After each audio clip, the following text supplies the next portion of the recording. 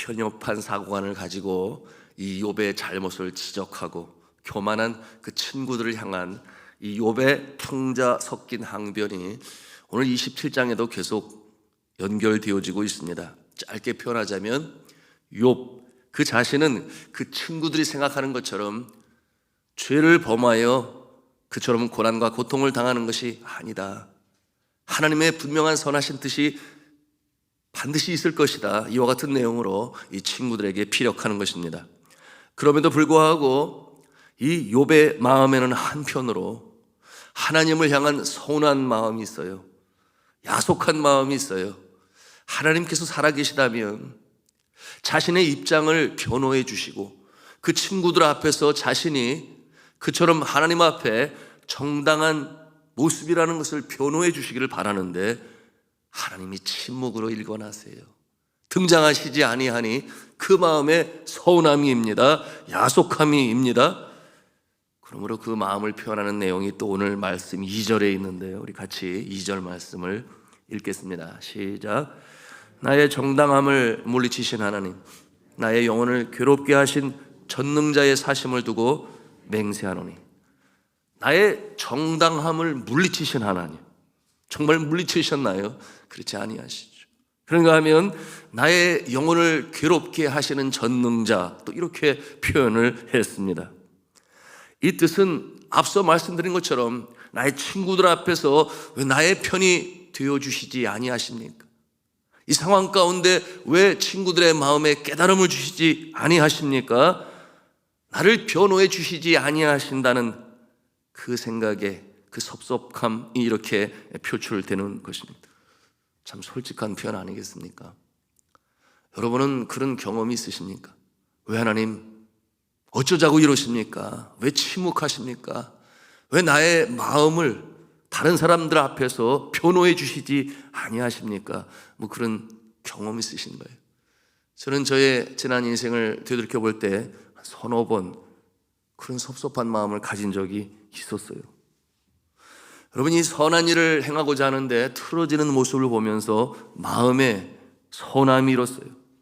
그런가 하면 악인에게 속임을 당했는데도 그 상황 가운데서 알려주시지 아니하시는 하나님께 또 서운한 마음도 없잖아 가졌습니다.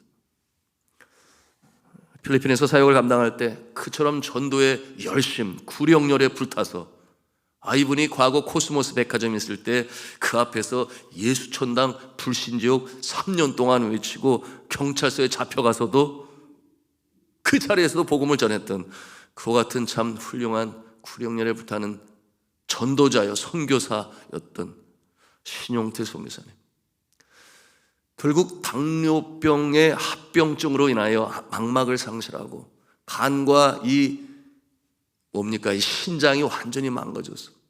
결국 의사도 포기하지 않았겠어요. 그리고 망막이 상실이 되게 되니 수술을 하고 났는데 붕대를 풀고 보니 더 보이지 않게 죽었습니다. 여러분, 이와 같은 상황에 저는 너무나 당황했지요.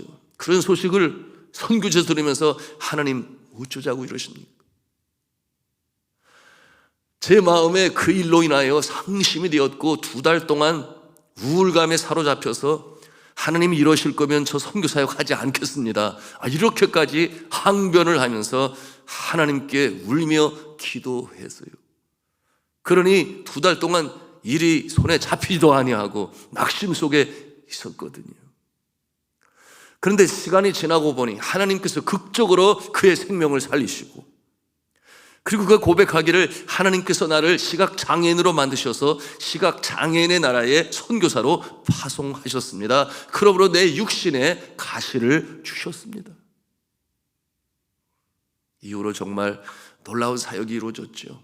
시각장애인들, 그들 중에 복음으로 증거하고 많은 사람들이 주님 앞에 돌아오는 역사를 그가 체험하며 15년의 세월 속에 많은 일을 감당하게 되었으니 그 모습을 보면서 저도 놀라고 하나님의 뜻이 그거였구나 알게 되니 회복이 되었는데요. 여러분, 오늘 이 욥처럼 내 영혼을 괴롭게 하시는 하나님, 초기에는 그 내용을 알지 못하니까, 그 뜻을 헤아릴 수 없으니까 내 영혼을 괴롭히시는 전능자 하나님, 욥이 가졌던 마음을 저도 느낄 수가 있었습니다. 그러니 많이 서운했죠. 그런데 그렇다고 해서 이 욥의 믿음이 흔들렸느냐, 그 기초가 흔들렸느냐? 그렇지 아니합니다. 오늘 말씀, 우리 3절 말씀에 보니 그가 어떠합니까? 같이 또 읽겠습니다. 시작. 나의 호흡이 아직 내 속에 완전히 있고 하나님의 숨결이 아직도 내 코에 있느니라. 이게 무슨 말씀이겠어요? 내가 아직 살아있고 내 생명의 창조주이신 하나님께서 나의 생명을 연장하시고 있으니 뭐 그런 뜻 아니겠어요? 야속하지만 서운하지만 여전히 하나님은 나의 생명의 주인이시고 또한 내 생명의 근원이시다. 이와 같은 고백으로 그가 고백하는 것입니다. 자, 성도 여러분, 우리도 이처럼 이 기본적인 신앙 가운데 든든히 서 있어야 하겠습니다. 어렵고 이해하기 어려운 일이 닥칠 때 도대체 하나님 왜 이러세요? 좀 이해하게 해주세요. 이렇게 우리가 하나님 앞에 항변할 수는 있지요. 물을 수 있어요. 간청할 수 있습니다. 그런데 믿음이 연약하면 어떻겠어요? 하나님은 없어. 하나님은 없으니 이와 같이 일이 망고지고 마는 거지. 뭐 이런 생각을 갖지를 않나? 이렇다면 나는 더 이상 나 하나님은 믿지 않아. 이와 같은 마음으로 그저 믿음에서 떨어져서 세상으로 가버리고 만다면 여러분, 그것은 아니라는 것입니다. 다시 회생할 수 있는 기회를 저버리는 모습이 되면은 아니라는 것입니다. 여러분, 기본 신앙은 너무나 중요한 것입니다. 욥은 결코 그와 같은 모습이 아니었으니 그 심령 바탕에는 하나님이 창조주시고 나의 생명의 창조주가 되시며 생명의 소유주가 되심을 한순간도 잊지 아니하였던 것이었어요.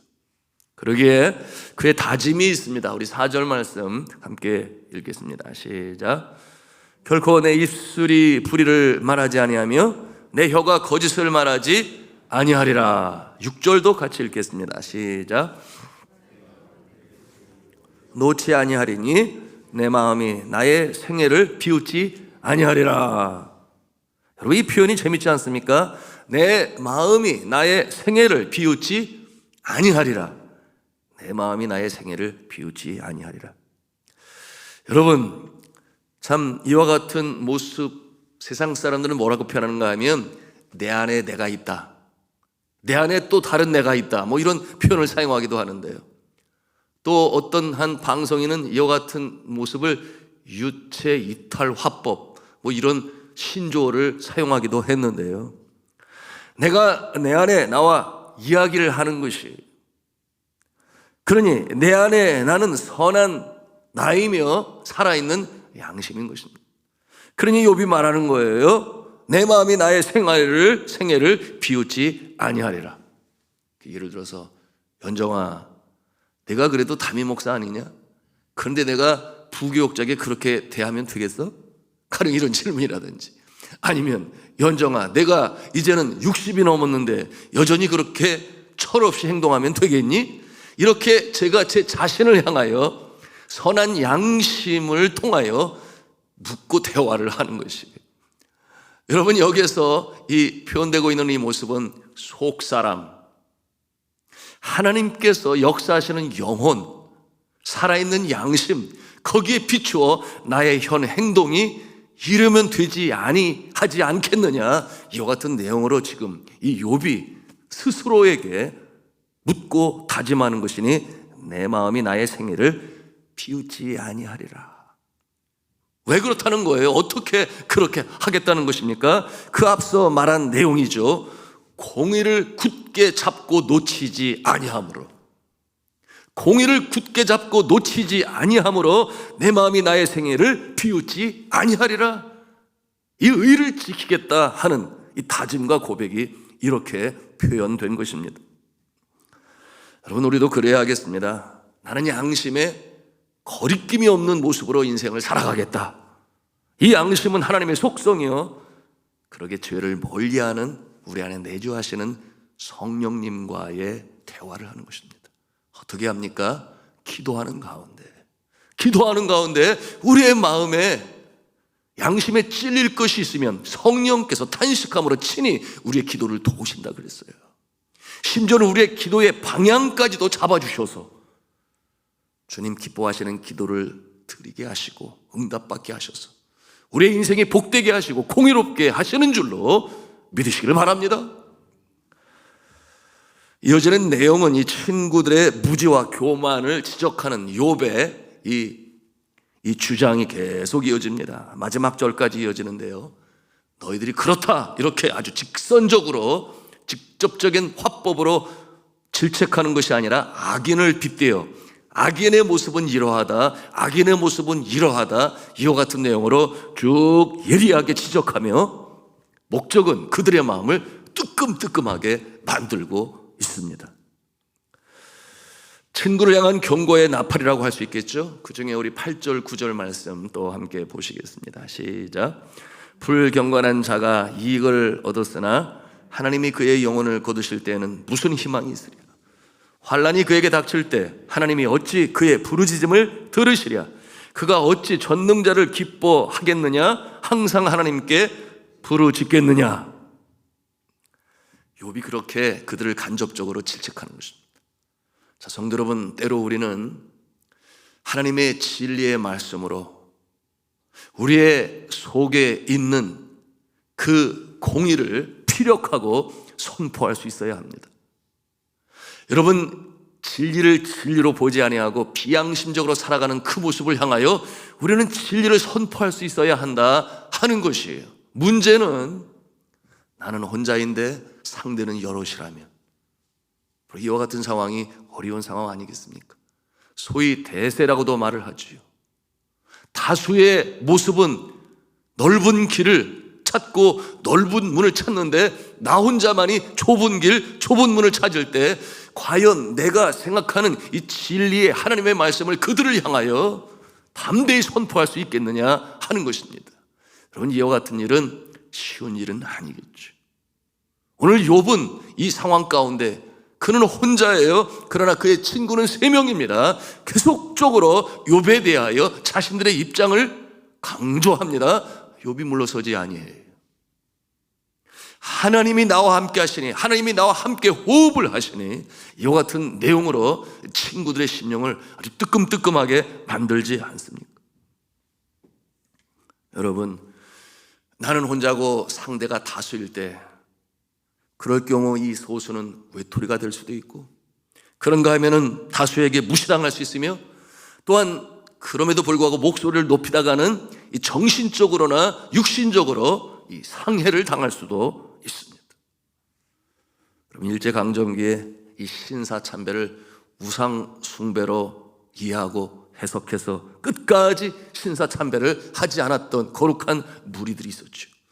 그 중에 대표적인 분이 순교를 당하신 주기철 목사님이십니다. 여러분, 그는 안타깝게도 1939년 12월에 있는 평양노회 임시노회를 통해서 산정현 교회 담임 목사직에 권고 사직을 당하게 됩니다. 그 뒷배경에는 일본 제국의 이 강력한 경찰의 압력이 있었던 것이죠. 그리고 주기철 목사님은 옥고를 치르다가 마침내 순교자가 됩니다.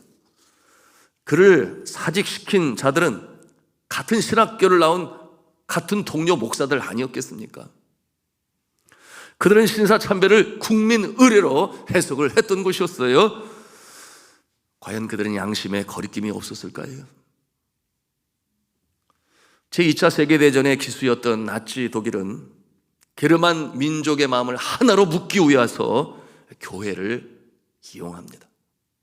그러므로 자신이 이 선포한 전쟁의 이 정당성을 피력하기 위해서 아돌프 히틀러가 말입니다, 교회를 이용해요. 그 슬로건이 무엇이었는가 하면 하나의 민족, 한 분이신 하나님, 하나의 교회라고는 구할에 이 교회를 통하여 하나의 민족을 이룬다, 한 하나님을 섬긴다, 그리고 하나의 민족 교회를 이룬다, 뭐 이런 뜻을 가지고, 그래서 이 기독교의 독일화하, 소위 Germanization of Christianity라고 하는 이 목적을 시도합니다. 그때 이 독일 복음주의 교회가 이 나치 독일을 옹호하고 나섭니다. 그리고 강단에서 뭐라고 가르치는가? 히틀러가 하나님의 손에 들리어 권력을 잡았으며 이는 하나님의 선물이자 기적이다, 이와 같은 내용으로 가르쳤어요. 얼마나 이것이 잘못된 것입니까? 그러나 이에 반대하여 올바른 성경 해석을 하고 저항한 자들이 있었으니 그들은 독일의 고백교회라고 하는, 그러므로 1934년에 이 나치 독일 히틀러에 대항하여 설립된 독일의 프로테스탄트 교회, 이 개신교회가 바로 이 독일 고백교회예요. 그들은 뭐라고 고백을 했는가 하면 하나님의 말씀인 예수 그리스도만이 복종의 대상이다. 하나님의 말씀, 이 말씀이신 예수 그리스도께만이 우리는 복종한다, 이와 같은 내용으로 나치 독일 이 잘못된 아돌프 히틀러에게 복종하지 아니한다, 불복종을 선언했습니다. 그러니 얼마나 많은 핍박과 박해, 체포와 구금, 이런 일들이 벌어졌는지 몰라요. 고백교회 지도자들이 체포되었고 나치 수용소로 보내졌어요. 많은 사람들이 죽었습니다. 그 중에 한 사람이 우리가 익히 잘 알고 있는 디트리 보네퍼라고 하는 목사님이에요. 디트리 보네퍼 목사님, 그는 히틀러에 저항하고 대항했다는 이유로 체포되고 구금되었습니다. 그는 이런 말을 했지요. 미친 자가 차를 모는데 인도로 몰고 있으니 가만히 놔두면 안 되지 아니하냐. 무고한 사람들이 죽어가는데, 그와 같은 내용으로 자신의 입장을 비력했는데요. 결국 이 감옥에서 그는 2차 대전 종전을 한 달여 앞둔 시점인 4월 9일, 그때 그의 나이 39세였습니다. 하나님의 품에 안기게 되었습니다. 여러분, 이와 같은 모습을 통해서 우리가 보는 것은 새 역사의 물꼬를 트기 위해서는 이 흘리는 피가 없이는, 헌신자 선교자의 피가 없이는 참 바꿔지기가 어려워요.